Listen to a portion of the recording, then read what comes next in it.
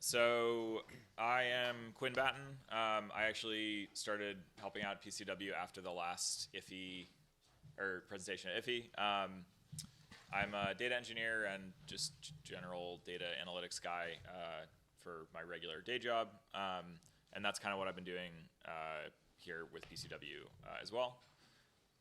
And I am Dillon Bergin. My day job is as a data journalist. I started volunteering with PCW in July of last year at the same time as the other Dillon, also colloquially known as Hutch. Um, and yeah, I have been doing various different things for PCW, but since Quinn has come on board, we've been kind of working more towards understanding the data that we do have on the network and what we can use that data for in terms of understanding usage, where to expand to, who's using the network, and a few different other things we'll get into. Yeah. So we're just gonna talk. Well, okay. Broadly, we don't have a ton of data right now that we are like actually using. We've had a bunch of issues like getting a hold of this data. Alex touched briefly on it. We use kind of like one of Ubiquity's offerings is like a more consumer grade, and they don't have an API for any of their anything. So we're using this like patched together set of like little scripts to pull what data we can get. And so yeah, so that's the context. So for now, we're just going to talk about kind of like what data are we trying to collect, where are we in the like process of building pipelines and processes to like get that data into a usable form, and then we'll touch a little bit on like what's next for us.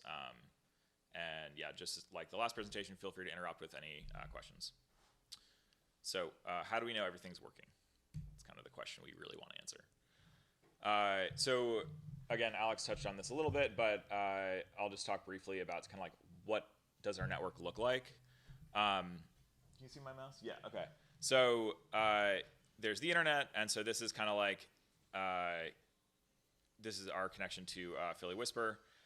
Then there's this like little brain, that's the controller.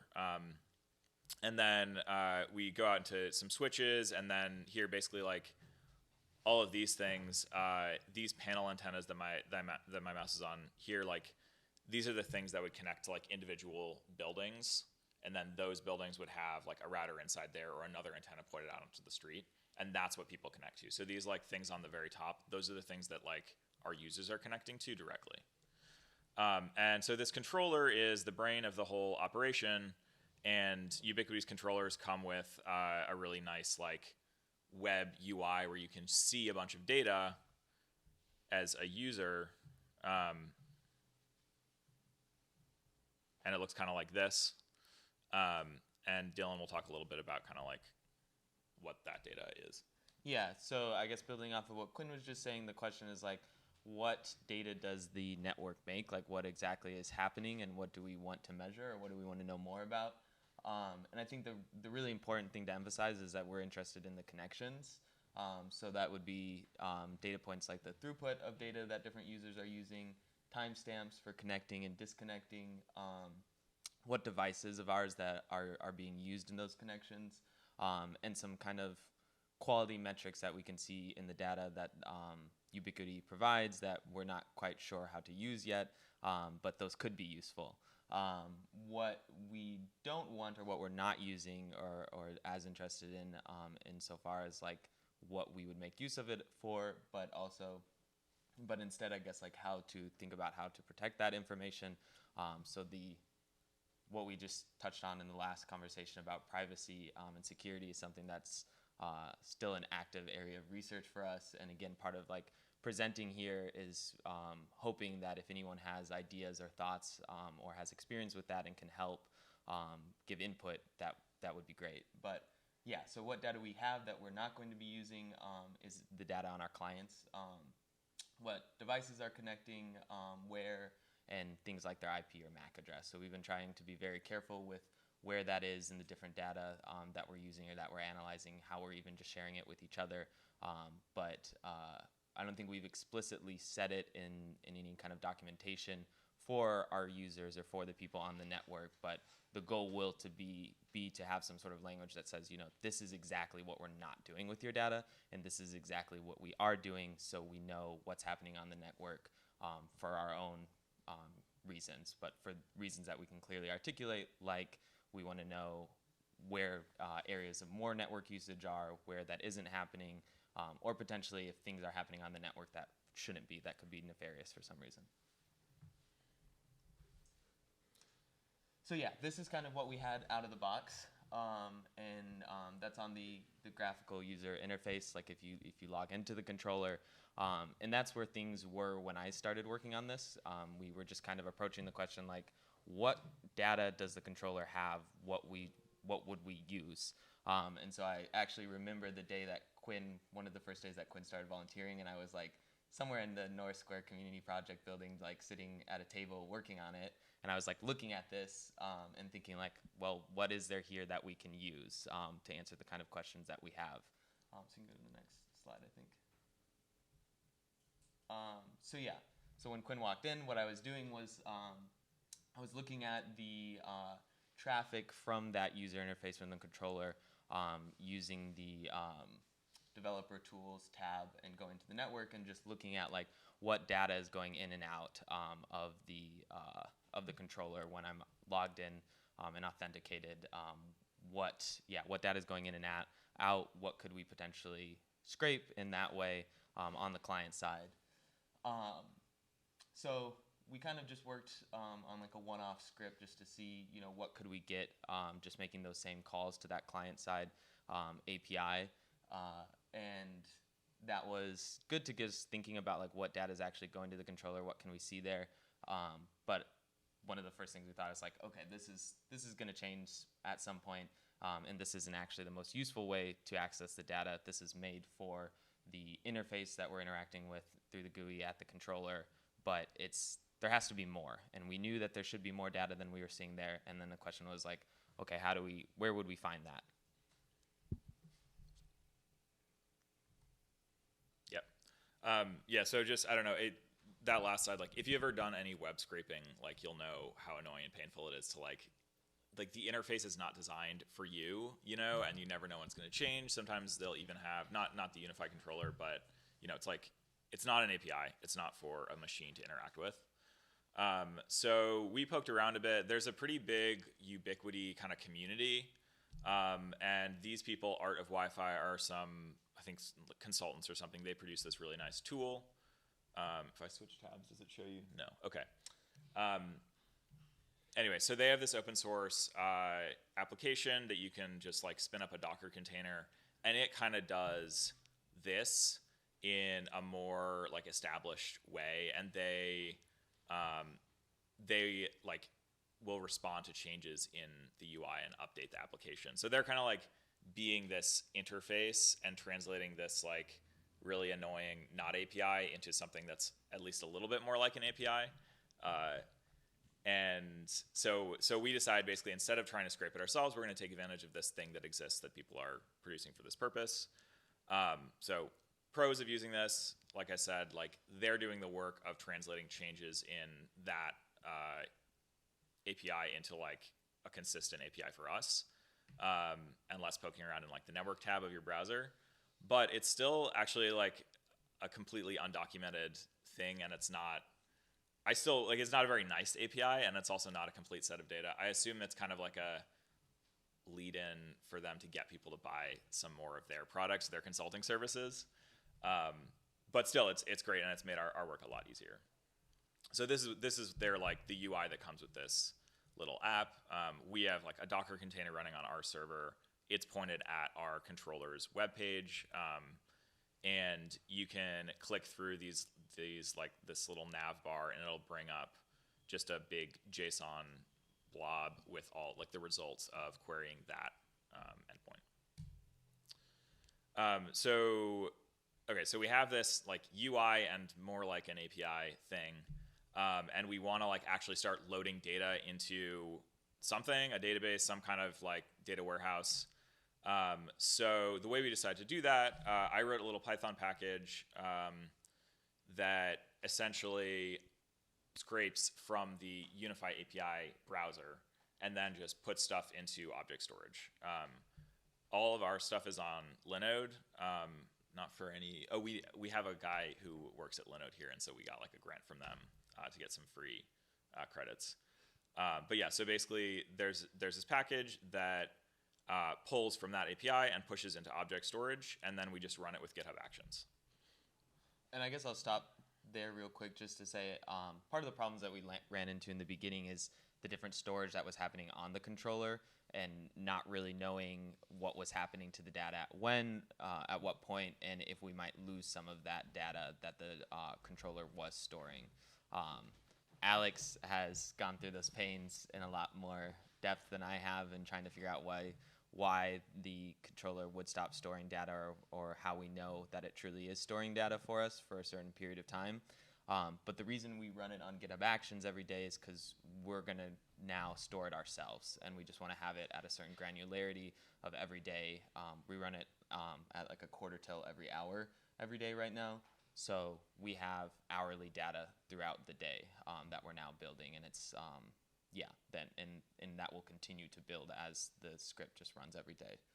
Yeah, it's kind of the same problem that I've been talking about. It's like there's this thing, it has a bunch of data. It's not a robust piece of infrastructure for like an enterprise to use. It's like a fun consumer grade thing, and so we need to like get that data into somewhere where we actually trust that it'll continue to exist. So I'll just talk a little bit about like, we just talked about some components, where are they, and like what actually is happening there. So our network controllers like site is hosted on this managed hosting. Is it Hostify? So we pay the money, and they spin up a whole thing, and that's that web page that we showed a couple slides ago. This is hosted on Hostify. And then we have our sort of Linode account, and we have just a server box where Docker is running and Unify API browser is running in there. And then we also have Linode Object Storage, which is just like AWS S3. It's like an S3 compatible storage interface. You could also think of this like your file system on your computer, like Finder or whatever. And then we have this Python package, Unify API Py, that's running on GitHub Actions hourly. And so this is kind of like the flow of stuff. Okay, so we have this little package, and it's pulling a bunch of data. Congratulations, we have all these JSON files. Now what? And this is honestly, like, this is actually the state that we're at right now. We have we're getting the data. It's safe. It's not going to disappear. It's not in a usable format. And so Dylan and I are working on like building this next set of pipelines that pull this data out of JSON files and put it into like tabular format, and like get the bits that we care about and clean them up and sort of just like start tracking and visualizing them. So this slide is like things that are coming next. And we actually were working on this two weekends ago. So we're just going through this data and figuring out what are the key things that we want to learn, and then figuring out how to get it. I think the first thing we were working on is like who is connecting to what, or like how much data is coming through each node.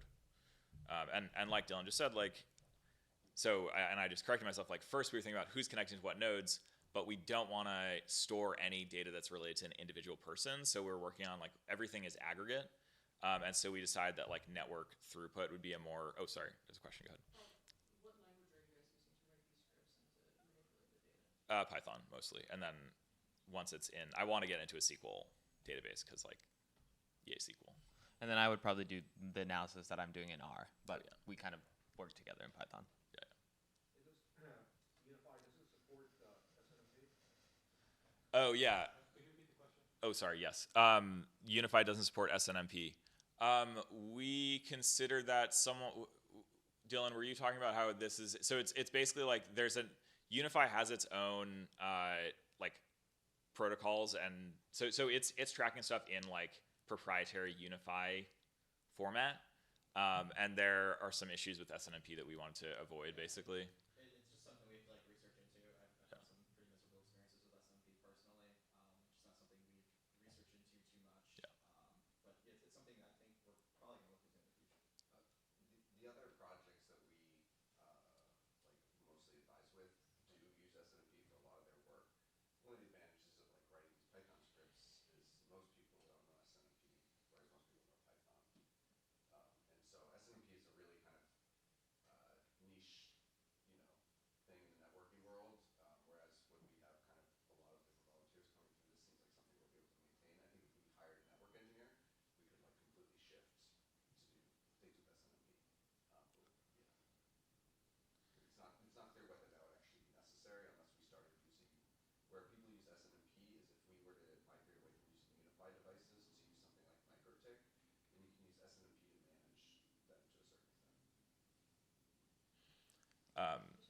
Yeah, good. I'm curious about the decision to, I mean, I understand the decision not, that you don't want to track individual people using it, but, I mean, I've looked at, for example, the Indigo Bikes data, and each individual ride is given a unique ID, so you Yeah. can't track a person from ride to ride, but you can, see, that way it's easier to get what you want out of the data, because you have these, like, not everything is Yeah. coded. Yeah, yeah.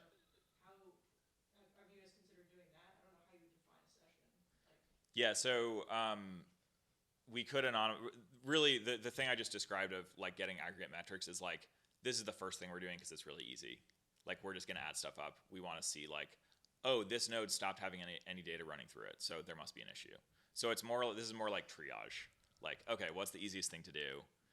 Let's get that dashboard up so we can see something, and then we can work on anonymization is like a hard problem. I remember Uber or the NYC Taxi Commission had some anonymized data set a while back where they sort of did their best. You could see an individual ride coming from like a corner or a block, and then it's like turns out that's actually not that anonymous. Like if you know that someone's coming from this address and going to this office, so basically like that's a great idea, and we definitely want to get there, but that's just way more complicated and like requires some serious thought.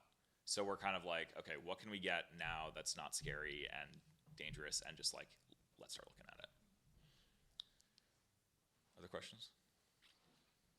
Kind of following up with SNMP, do you guys use any kind of like network monitoring system like a Nagios or anything like that? Have you looked into that kind of stuff for monitoring, like even like aggregating API calls and stuff like that? No. And Alex kind of said this, like, I've never done any networking anything, and nearly everyone on the team hasn't. We have a few people. Dylan is probably the most experienced with that kind of thing. Like, I work in the monitoring space, so it's something we maybe talk about. I specifically work at like Splunk and log aggregation type stuff. So I think New York City Mesh uses like Grafana quite a bit. So that's something it's on our roadmap for the future for sure. Yeah, the main other stack that we've learned about from like MetaMesh is the group in Pittsburgh that is also is an ISP. Is Prometheus and Grafana, and I think what we're doing is a little more custom, and we might also end up going Prometheus and Grafana at some point. yeah, literally, what spurred this project actually is that we lost some data because of like a issue with Hostify. Yeah, and so we were like, oh, we have to get this data out like now, and so this is us spinning that up in like a couple hours of work. But yeah, so yeah, we're definitely. I looked a little bit. I literally was like Googling what Prometheus was because you guys mentioned it from MetaMesh. So we're like talking to other NYC Mesh and MetaMesh. And what's the one in Berlin? So we don't even talk. Oh, okay. But yeah, so like we're learning from these other projects who have kind of a lot more are serious and more like experienced as much as we can. Yeah. I'll just talk a little bit more about like what we want to do next. For anyone who like has experience with data warehouse stuff, like this is a data lake architecture, and data lakes suck. Like I was talking about, like we're dumping everything into JSON, so it's like we're not verifying that any of this stuff looks the way we expect it to, and so now we're like taking on this little bit of tech debt and saving the data, and then now we're going to come back and build out like these more robust systems later, and hopefully transition away from the way things are now into just actually grabbing the data that we need in a more structured, like intelligent way.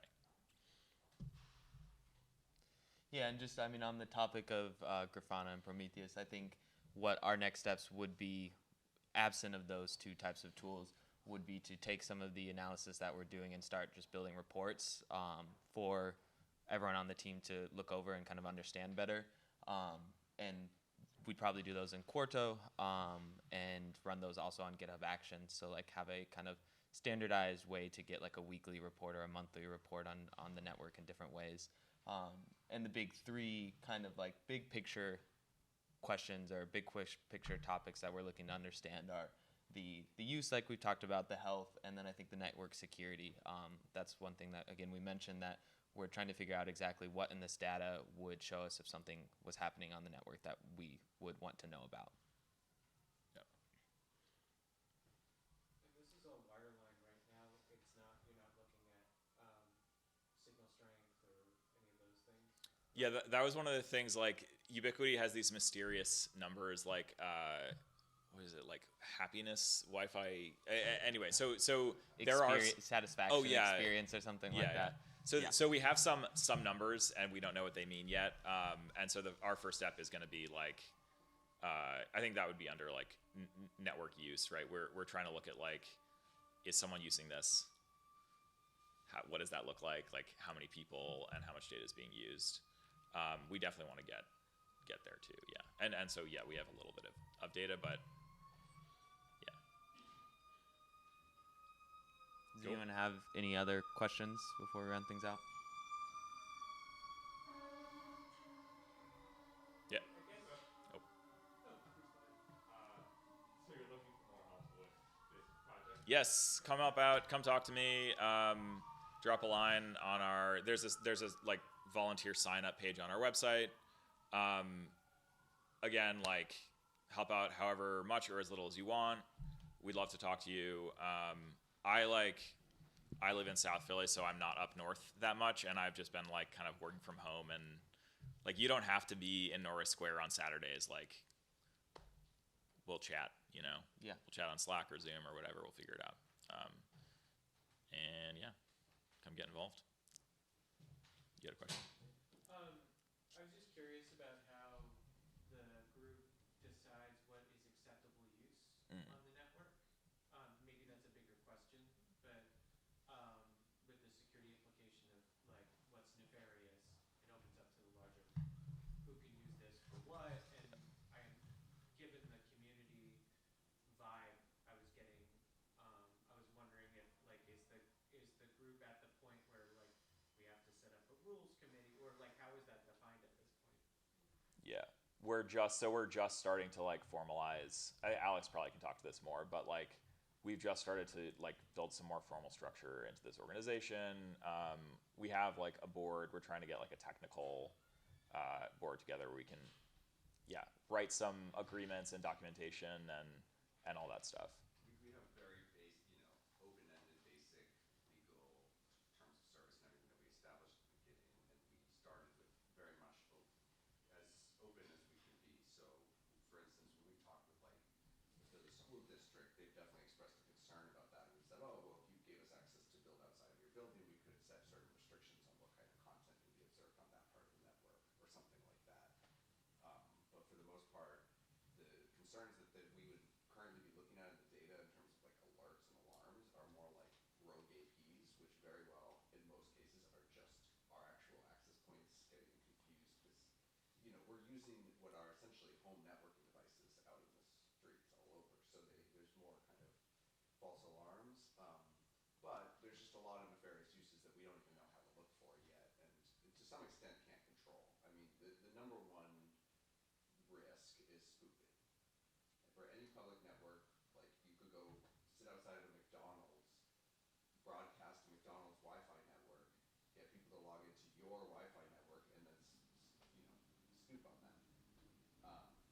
Is it spoofing or snooping? I think it's called spoofing. I think that's right. But Yeah. you're Snoop. So anyway, that's a huge threat to public networks, and as we become more known, maybe people would target us. I think truthfully with stuff like that, people are targeting like airports where there's actually wealthy people doing complex things. You know what I mean? Like where a lot of people are congregating at once. Where Philly is not a rich target. I would hope that no one would want to target a marginalized community, but you never know. And so the best we can do is like educate people about risks and try to make there be some, that's partly what our splash page serves as right now, is a verification that this is our network and not just some random person. I have a question. What do you tell people who ask about VPNs? Like can I use a VPN on the network? Or yeah, basically, or like when people bring up the topic, what do you tell them? We encourage people to do it. It's just that I think with a lot of people, we haven't done an education campaign around them, and we have a brief thing on FAQ about it. But like I think part of it is there's not an easy to use VPN that we just are recommending to everyone. And it's also just like the cost getting access to it, for some of the more common commercial ones, NordVPN, things like that. It's definitely something people have asked about. It's something we definitely encourage, and that's going to probably be a tie-in on some of like the digital literacy type stuff.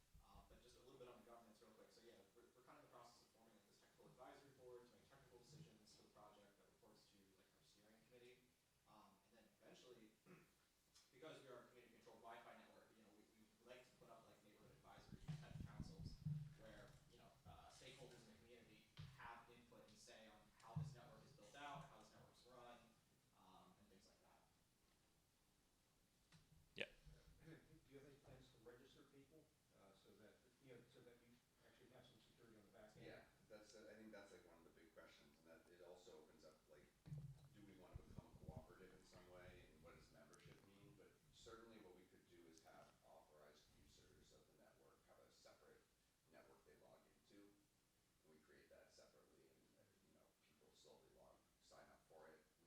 I think that's something we would pursue this year, but uh, we also are often creating private networks for people anyway. So we're trying to find the balance there. The problem is if we create a private network for you through our controller, then we manage your Wi-Fi password. We can also provide people with routers that they can then set up their own private network and then control that separately. But the dream of the mesh, I've been saying, is that you can have the Wi-Fi on in your house, and you leave your house and you walk around your neighborhood, and you never have to use your cell phone provider, right? You never use the data. And so finding a way that people can have one network they can migrate through securely, you know, into the park, into their neighboring community organization, that would be the ideal. How many people do you think you have using it right now? We have about 20 to 30 people at any given time on the network. We've had over 4,000 unique devices, had like 100,000 connections or something, but what we don't know and what they're going to be figuring out is like what were the meaningful connections, and like how many users are really using it a lot, things like that. What about IoT devices that people might have, like Alexa or something like that? There's definitely a bunch of like, yeah, that kind of thing on the network, and then we try to install purple air monitors, and now people are talking. The guy we just installed that wanted to install a camera on his roof that could broadcast a view of the city from my attic. As opposed to watching his neighbors and seeing if when they come and go. Yeah, I'm curious what you have to say about kind of like measuring the actual meaningfulness of connections. Like we have so much connection data, but we don't know.